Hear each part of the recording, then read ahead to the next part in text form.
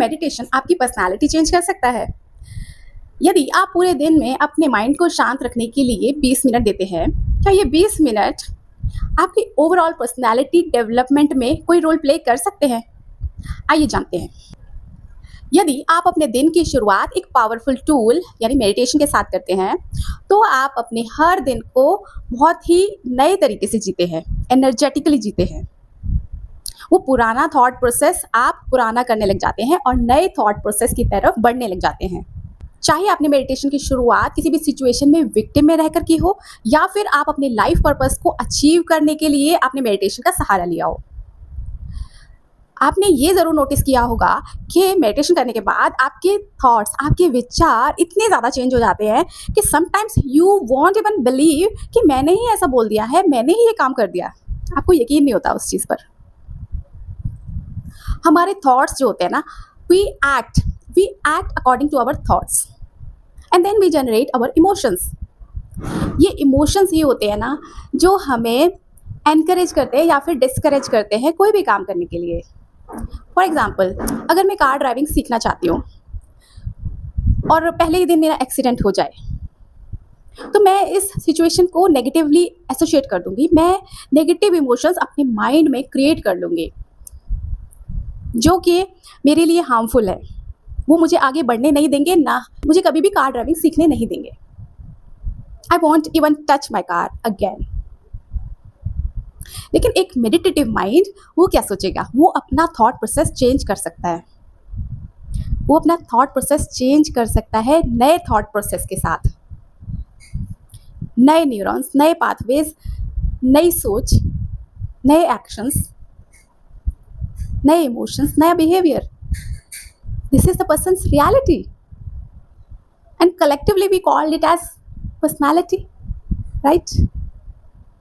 Isn't it? Positive affirmations alone can't be beneficial as much as you practice them with meditation.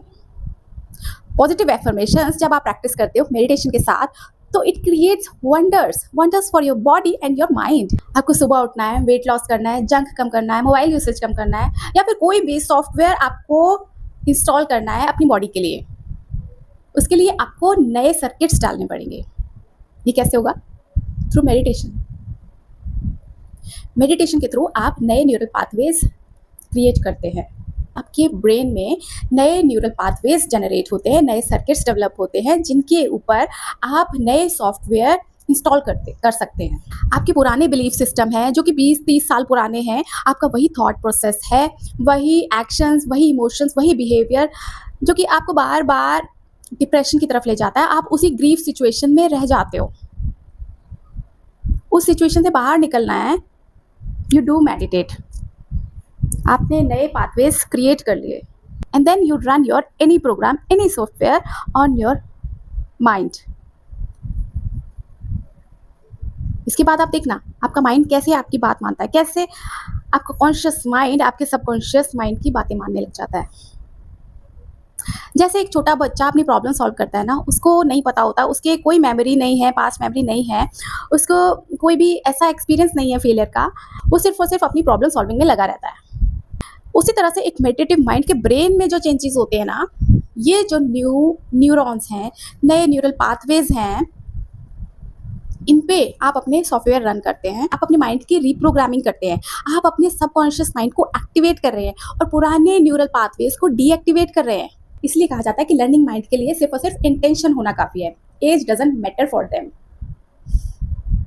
आपने अपना subconscious mind activate कर लिया, पुराने आपने pathways deactivate कर दिए, and then your mind will work wonder for you. आप जो भी बोलोगे ये वो करेगा। You'll become so much conscious about your unconscious activities also. You will practice mindfulness. हर एक चीज़ को अपने पैशन की तरह काम करोगे आप, उसके अंदर डूब जाओगे, डूब के काम करोगे।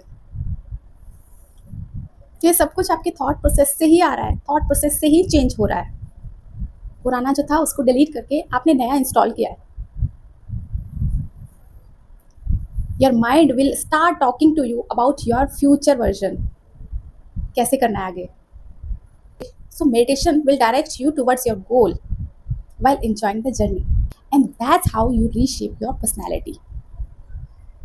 आपके थॉट्स, आपके एक्शंस, आपके बिहेवियर, आपके emotion, everything defines your personality, right?